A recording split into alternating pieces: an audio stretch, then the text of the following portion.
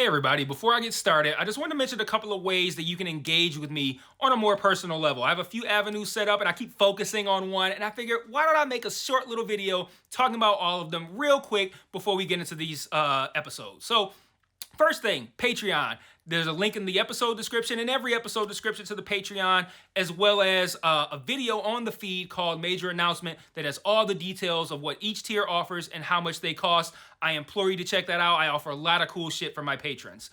Second thing, the Discord channel. There's also a Discord link in the episode description and in every episode description. I have multiple channels set up there for each show that I'm covering, and it's a great way to just engage with me. I have a channel set up for MMA talk as well. I'm a big MMA fan, so if you're an MMA fan, you can check that out as well. There's a link to the Discord in the episode description. And then lastly, the Facebook and Twitter. Social media. Follow me on there. I post news on there. When I say news, I mean like, hey, I'm stopping covering this show. Hey, I'm starting covering this show. Let me know what you think about this.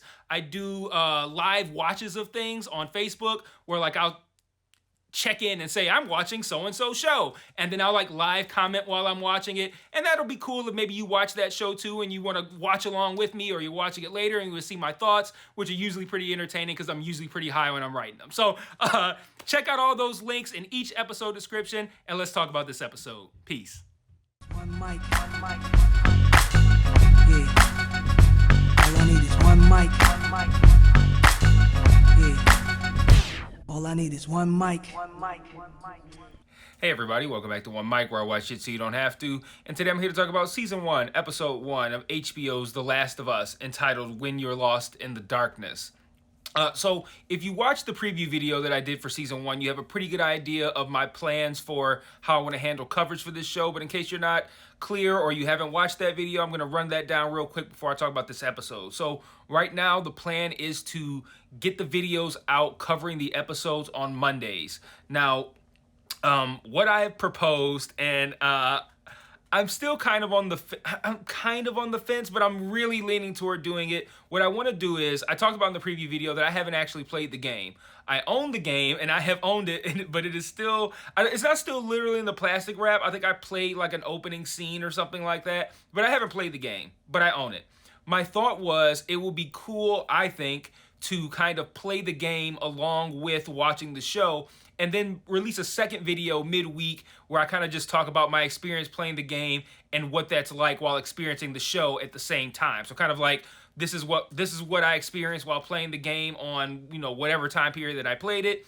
And this is how it tied in, or maybe it added something to the show, took something away from the show, whatever. So I thought that would be a good idea for some kind of like extended coverage of this show. So that mostly relies on how well these videos perform, particularly this one.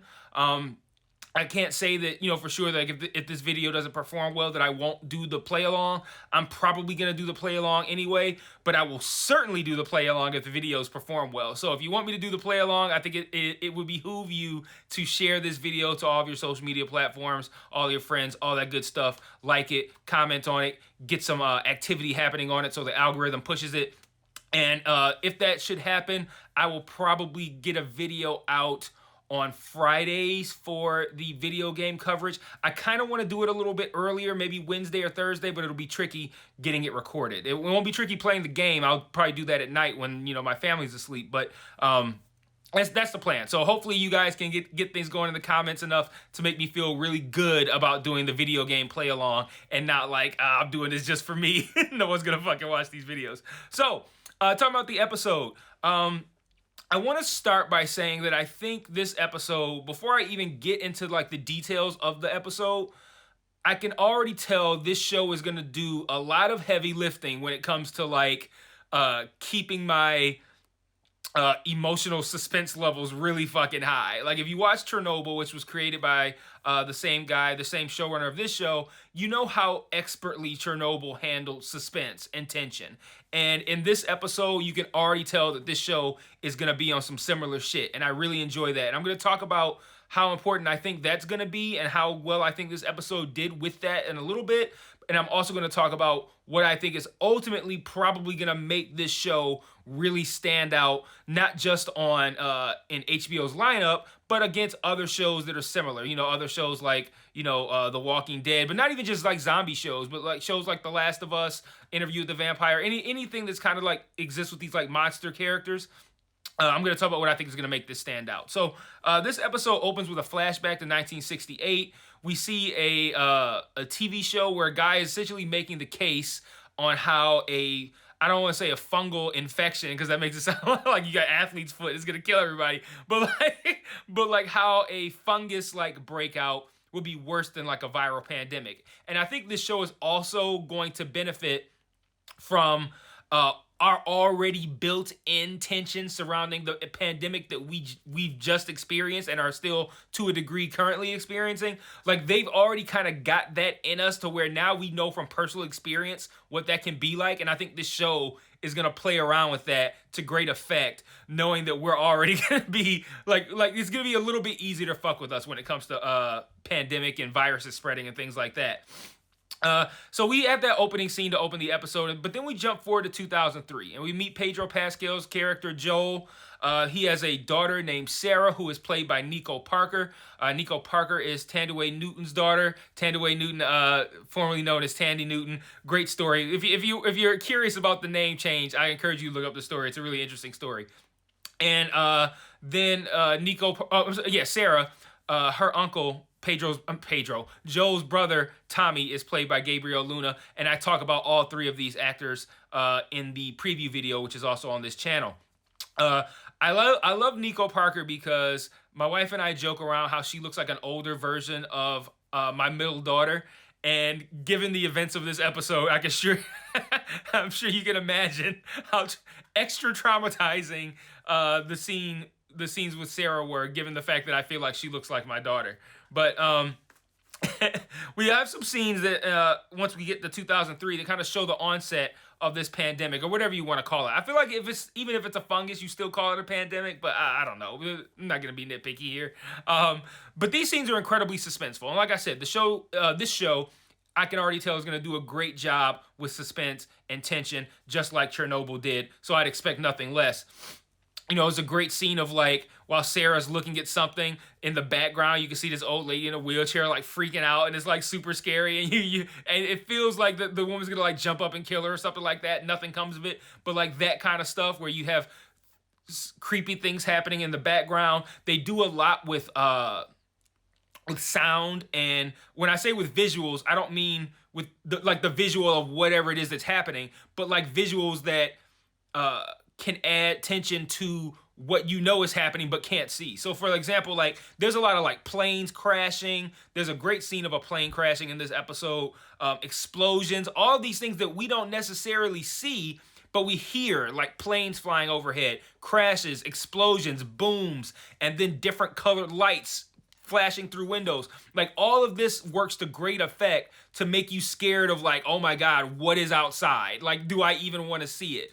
And it's a good way to build tension because you don't actually have to think of like, how can I make this look as scary and intimidating as possible?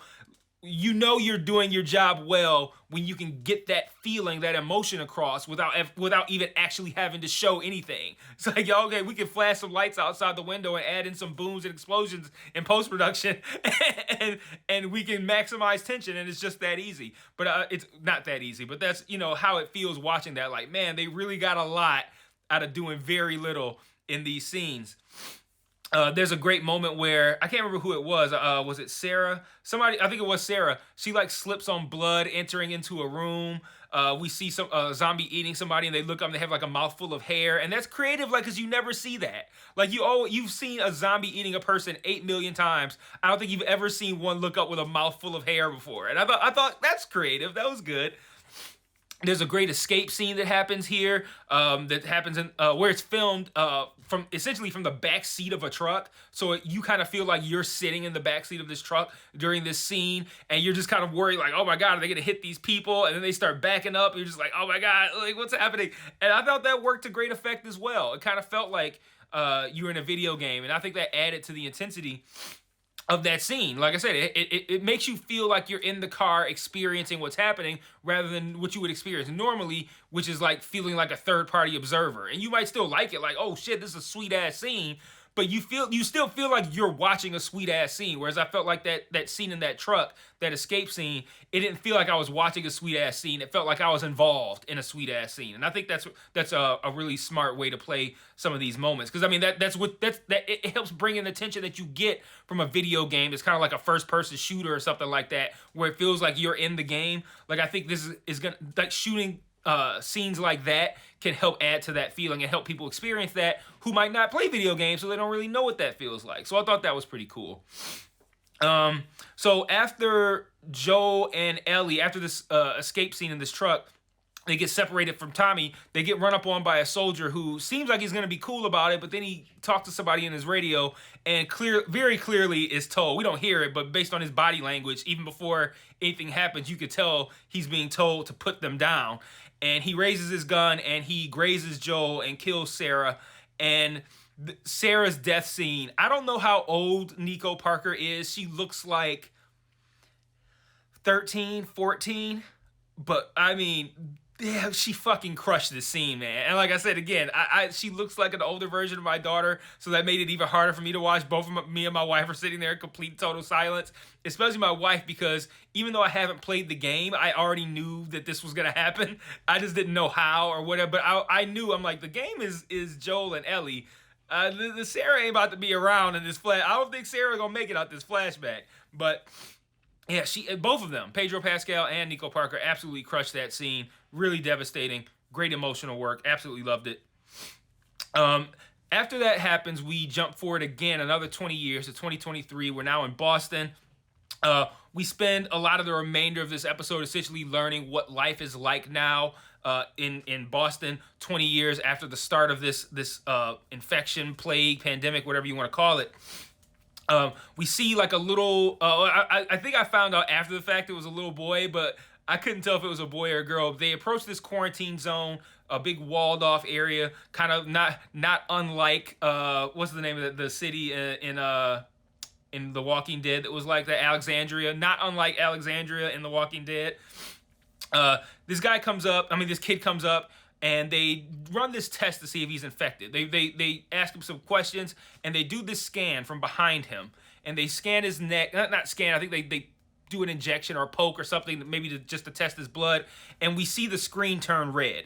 Nothing is said other than we see the screen turn red. Now, to me, immediately my thought is, okay, so now the woman that's talking to this kid knows that this kid is infected. She talks him up like, hey, we're going to give you some medicine where you can play with whatever toys you want. She basically gets him to let his guard down. I think that he now believes he gets injected with medicine, but I believe he is injected with like a lethal injection, like they might give a prisoner, something that kills him. And they kill this kid, and we later see that Joel is now doing a job where he tosses these bodies of these people that they've killed who are infected into fire, so of course they don't spread an infection. And the person he's working with is unable to do it with this kid's body, and Joel has to do it. And immediately in this scene, I thought they're gonna do some good shit with that fucking gun. And predictably, very predictably, what I thought was gonna happen ended up happening. But I still liked how they did the scene a little bit differently, and I'll talk about that when I get to it at the end. But a little bit more of an idea of what's happening in 2023 Boston. We see that people are getting hanged for violating quarantine zone rules. And I think this is probably a good time, too, to talk about this rebellion, I think, that's taking place as well. There's a remaining government group that's in charge and doing all the shit I just mentioned. They're called FEDRA, which stands for Federal Disaster Response Agency. FEDRA's in charge. They're running a tight ship. Like I said, they're hanging motherfuckers for leaving the quarantine zone without permission. Really, really strict rules they got here. Really harsh punishments. But we know from our experience with our pandemic, us in real life here, that people don't like the government telling them what to do. So, of course, there's a resistance group, and they're called the Fireflies. The Fireflies are led by a woman named Marlene, who's played by Merle Dandridge, who also just so happens to be the woman who voiced the character of Marlene in the video game. So I think that's kind of cool, because I think she probably didn't even think like, yeah, I played this character in the video game, but that's just voice work. They're not going to hire me to be on this fucking HBO show. And They did. So good for her. I'm happy to hear that. Like, I feel like that wouldn't happen, and that, you would think, like, I'm just a video game person. They're not going to hire me for this. And the fact that they did, I thought was really fucking cool. I'm sure she probably had to still try out for the part, but whatever the case may be, I think it's cool. So we learned that Joel now is a smuggler. He utilizes underground tunnels to get products in and out of the quarantine zone. We even see him selling some pills to a soldier that's here in the quarantine zone. We also meet Tess, who's played by Anna Torv. I talked about Anna Torv in the preview video. We met her in a scene where she's clearly not in a position of power. She's tied up, she's beaten, but her reputation must precede her because you can't tell that she's not in power. The guy that's got her tied up, this guy Robert, seems very clearly scared of her man, who we later learn is Joel. And yeah, she seems to have quite the reputation for being quite the badass.